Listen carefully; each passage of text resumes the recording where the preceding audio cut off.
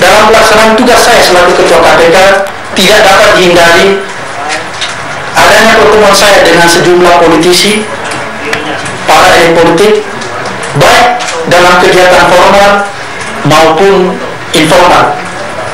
Saya tidak membantah bahwa nama saya sempat digadang-gadang sebagai calon wakil presiden. Namun sama sekali tidak ada inisiatif dari saya untuk mencalonkan diri. Saya sama sekali tidak pernah menjanjikan atau membantu penanganan salah satu kasus yang sedang ditangani KPK. Karena ini adalah ujian bagi integritas saya dan integritas KPK. Saya dan pimpinan lain telah mempersilahkan bagian pengawasan internal KPK untuk melakukan tindakan-tindakan yang diperlukan terkait hal-hal yang telah saya sampaikan tadi. Jadi saya mempersilahkan ada unit pengawasan internal kita untuk melakukan penelitian lebih jauh terhadap seluruh pimpinan KPK. Laporan-laporan pidana yang berkaitan dengan pimpinan KPK, baik yang sedang atau sudah menimpa Bambang Wijayanto, laporan pidana yang ditujukan kepada Pak Adnan Pandu Praja, Pak Seten, bahkan juga saya saat ini, termasuk salah satunya saya juga, yang menimpa diri saya sulit dibantah bahwa itu erat hubungannya dengan penetapan BG sebagai tersangka. Jadi laporan-laporan pidana yang ditujukan kepada seluruh pimpinan KPK ini adalah tujuan untuk mengkriminalisasi, dan ini sulit dibantah bahwa itu terjadi, tidak ada hubungannya atau sangat sulit dibantah bahwa ini semua terjadi erat hubungannya dengan penetapan BG sebagai tersangka. Dan yang terakhir, KPK sama sekali tidak ada niat untuk sok dan berada di atas hukum. Bahkan apa yang kami lakukan saat ini adalah upaya untuk menegakkan hukum terkait penanganan kasus BG.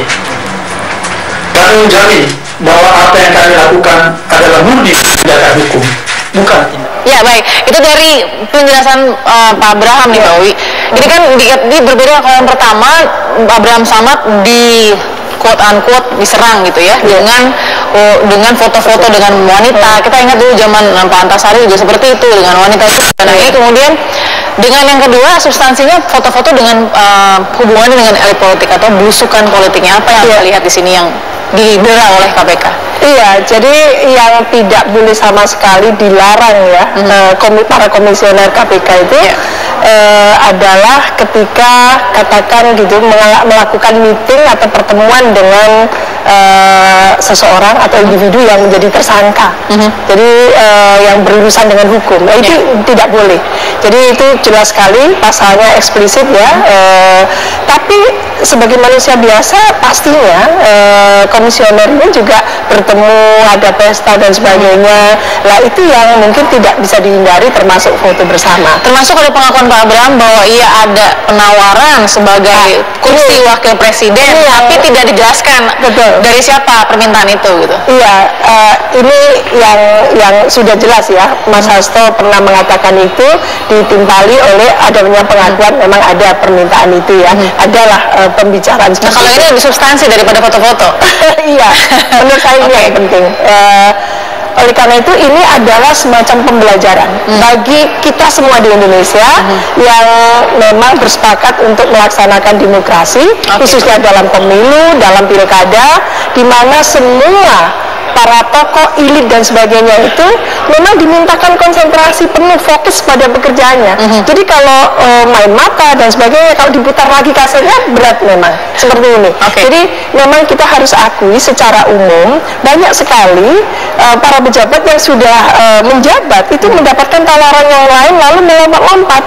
Dan ini terjadi, kepala daerah ikut pilkada di tempat lain dan sebagainya, bahkan belum selesai sudah pindah dan sebagainya. Ini termasuk juga secara etika tidak bisa dipertanggungjawabkan. Saya kutip tadi perkataan Mbak Wi, main mata ya, dalam hal yang positif misalnya kan kalau pakai masker sama topi kan sisanya mata ya, jadi main mata. Saya mau undang Pak Taufik Kurniawan. Pak Taufik, selamat malam.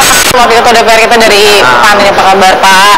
Tadi yang bertemu dengan Pak Jokowi nih di istana selama 1,5 jam ya Pak ya? Iya. Gimana Pak? kayaknya seru sekali nih. Nggak cuman Pak Abraham aja yang dituduh belusukan, tapi DPR juga belusukan ya Pak ya. Sesaat lagi tetap bersama kami.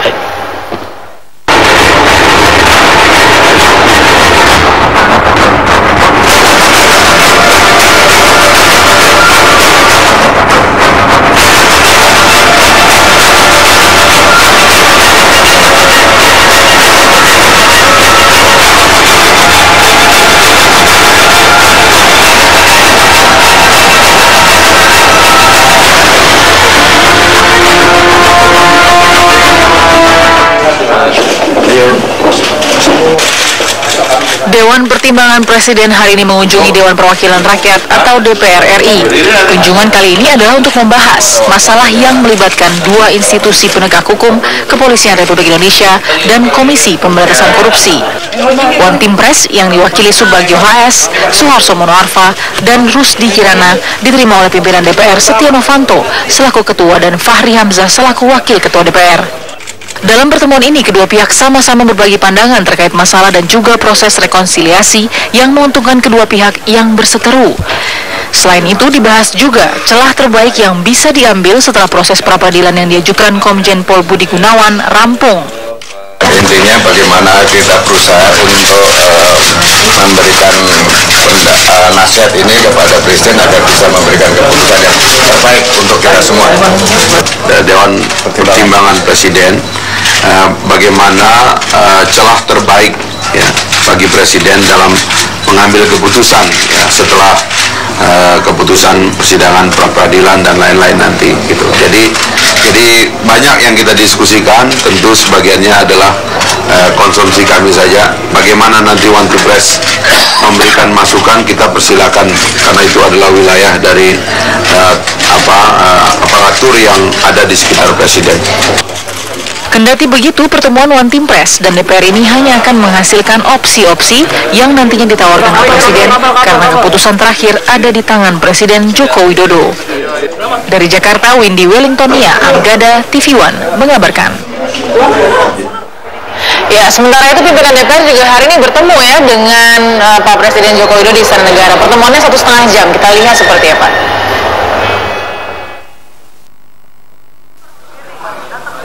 Adalah Ketua DPR yang juga tiba di sana mereka itu pada pukul 3 sore tadi, sekitar pukul 3 sore tadi. Pak Setia Novanto menyatakan bahwa pertemuan tersebut membahas dua hal. Yang pertama soal perusahaan tambang asal Amerika Serikat di Papua atau PT Freeport, serta masalah berlarutnya pergantian pimpinan Kapolri.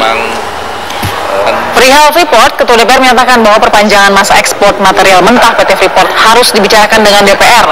Namun dalam keputusannya, Presiden tidak melibatkan DPR. Sedangkan masalah pergantian Kapolri, Setia Novanto menyatakan bahwa DPR menghormati hak prerogatif Presiden. Kita dengarkan apa kata Pak Setia Novanto. Kita akan konsultasikan masalah.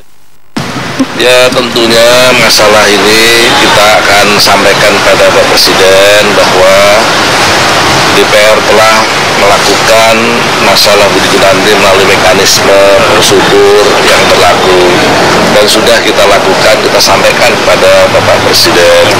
Nah kita tentunya karena masalah ini adalah kita menghormati Presiden dan juga hak prerogatif Presiden. Nah untuk itulah kita akan konsultasikan masalah ini dengan pimpinan DPR yang lainnya. Komentasi calon Kapolri Pak, gimana? Sudah pertemuan Kan sudah disampaikan, nunggu proses apa Kenapa perlu banyak sekali masukan katanya Kapolri ini? Kenapa perlu banyak sekali masukan dari One Team Press, dari Tim 9, terus kemarin juga ada di Kompas? nggak boleh. Kalau Pak Jokowi jawabnya gampang aja, masa nggak boleh saya dapat masukan dari siapapun. Saya mau, tapi saya ingin dengar kalau wakil rakyat biasanya nggak normatif ya Mbak Wi. Jadi tadi pertemuannya sebenarnya soal dua hal itu, pertama Freeport, yang kedua pergantian Kapolri. Apa sih yang menjadi curahan hatinya Pak Jokowi pada DPR? Ya pertama yang pasti ya, ini kan secara kelembagaan di pimpinan DPR memberikan apresiasi. Ya. Terus terang pertemuan tadi sore itu adalah salah satunya merupakan tindak lanjut dari apa yang jadi pembahasan teman-teman di paripurna. yang mengusulkan agar ada forum konsultasi antara pimpinan DPR dengan Presiden. Nah, ini hari Jumat yang lalu baru kita terima informasi itu, dan alhamdulillah pada sore tadi terjadi pertemuan yang pada intinya ya kurang lebih terkait dengan masalah dinamika KPK dan kepolisian dan Polri. Kemudian yang kedua adalah agenda tentang Freeport, ketiga adalah kaitan dengan APBNP, kemudian yang keempat adalah terkait dengan masalah kaitan format maupun prioritas program-program yang terkait next ke depan berkaitan dengan tahun jamak di APBN 2016. Ya. Nah, arah pembicaraan kalau soal masalah yang berlarut-larut sampai sekarang, bahkan tadi di pra-peradilan juga belum bisa mulai ya Mbak Wia, akhirnya menunggu lagi gitu kan. Apa sih sebenarnya arah pembicaraan Pak Jokowi soal pergantian Kapolri? Ya, memang kita kembalikan ya secara normatif. DPR ini kan dari awal pada posisi kita adalah merespon surat permohonan rekomendasi dari Presiden terkait persetujuan pengangkatan calon Kapolri menjadi Kapolri. Masalah ini muncul dan baru pertama kali dalam sejarah Republik ini. Begitu sudah diajukan pada Presiden ke DPR, ternyata ada masalah status hukum. Nah, inilah yang membuat repot semua pihak, sehingga dalam kondisi yang demikian tentunya DPR ya hanya sebatas melaksanakan apa yang menjadi permintaan Presiden. Lalu apa yang disampaikan DPR ke Presiden? Tadi kami menyampaikan ya Pak Presiden memberikan suatu gambaran bahwa dengan kondisi yang sekarang ini, dengan proses yang sudah berjalan, ada pra-peradilan dan berbagai macam masukan ya dari awal, ada tim independen dari One Team Press dan segala macamnya. Ini sekarang sedang diproses oleh Pak Presiden ini, dan tadi sampaikan insya Allah secepat mungkin akan diselesaikan. Nah, ini kata-kata itu adalah menjadi suatu hal yang pesan dari DPR ke Bapak Presiden, dari Pak Presiden ke kita semua, secepat mungkin akan diselesaikan, tentunya dengan melihat dari seluruh pertimbangan-pertimbangan yang ada. Karena kalau kita melihat memang DPR tidak bisa melakukan intervensi. Payungnya ini kan hak prerogatif Presiden. Oh, kalau kedatangan itu bukan intervensi ya? Enggak. Kalau kedatangan itu apa jadi? Rapat konsultasi ini adalah rapat hal yang disahkan dan Undang-Undang 23, boleh. Mbak Wi, ini Pak Taufik masih buka-bukaan ya, tapi kita korek nanti Mbak Wi. Kita sedang melihat ini adalah gesture dari Pak Presiden, Mbak Wi, bertemu dengan Pak Prabowo, masih agak lepas di sini, terlihat tertawa meskipun bungkusnya pencaksilat. Mbak Wi, sampai sekarang apa? Iya, memang ini Pak Jokowi ini pinter ya untuk mengambil angle dan memberikan kesan kepada masyarakat ya, pada publik gitu, bahwa sebetulnya agak relief ini mendapatkan ada dukungan, dukungan politik paling kurang seperti itu. Bagaimanapun juga hitung-hitungan di Senayan itu kan KMP juga signifikan, jadi tidak bisa diabaikan. Kalau mentok ke sana ya memang mencari bagaimana membuat atau menciptakan atau membangun satu perimbangan kekuatan baru, sehingga Pak Jokowi tidak mau mengalami deadlock ya dengan itu saja, tapi ingin ada way out gitu. Dan way out itu kelihatannya prospektif ketika Pak Prabowo itu dengan gentle, dengan ini sifat statesmanship-nya itu kita dukung. Jadi ini sebetulnya partai sudah mulai bisa nyambung gitu ya, connect ya, dengan ini partai yang mana nih? Partai yang mana nih? Partai penyeimbang. Partai penyeimbang. Jadi apa yang dikehendaki masyarakat itu memang dipertimbangkan. Jadi selama, kan perkataannya seperti itu, Pak Prabowo mengatakan selama itu memang untuk masyarakat luas, untuk kemaslahatan warga negara, kita mendukung. Nah, Mbak Wi, kalau boleh titip pertanyaan ke Pak Taufik nih misalkan ya, karena kan ya sekarang ini kan DPR meminta rapat konsultasi, Pak Jokowi merespon, masa kemudian isinya yang ya sudah ada tim 9, sudah ada, pasti kan ada sesuatu yang mungkin Mbak Wi bisa tanyakan ke Pak Taufik. Betul, iya. Jadi menurut saya sebetulnya ini kan salah satu manifestasi dari check and balance ya, check and balance gaya Indonesia, ala Indonesia. Jadi disampaikan dengan cara musyawarah mufakat, karena itu yang memang kita menjadi tradisi dan nilai-nilai budaya kita sendiri ya, nilai-nilai budaya politik yang tertera sebetulnya sangat substantif, krusial ya. Saya ingin melihat bahwa sebetulnya DPR juga merasakan ini memang prerogatif. Mengapa rakyat tidak mempressure DPR dalam hal ini langsung memintakan Presiden untuk tegas? Nah, gitu ya. Pertanyaannya seperti ini, merasa terpressure oleh rakyat untuk cepat-cepat bagaimana? Atau masih sabar dan tunggu? Artinya dari pembicaraan tadi, ini tadi mengkajinya sangat serius ya, dalam artian berbagai Misalnya macam. kayak gimana, Pak? Ya, seriusnya masukan nih dari One Team Press sudah dikaji, dari tim independen sudah memberikan masukan, dari masyarakat juga sudah memberikan gambaran-gambaran. Dari DPR apa? DPR tentunya kita melihat bahwa dalam status yang sekarang ini kita ingin melihat ya, ingin mendengarkan bagaimana next berikut dalam kaitan keputusan Presiden. Nah, tadi sudah dijamin oleh Pak Jokowi, insya Allah secepat mungkin akan mengambil keputusan. Dan kami melihat itu adalah dalam kontekstual aspek prudent, kehati-hatian. Karena ini memang pertama kali dalam sejarah kita.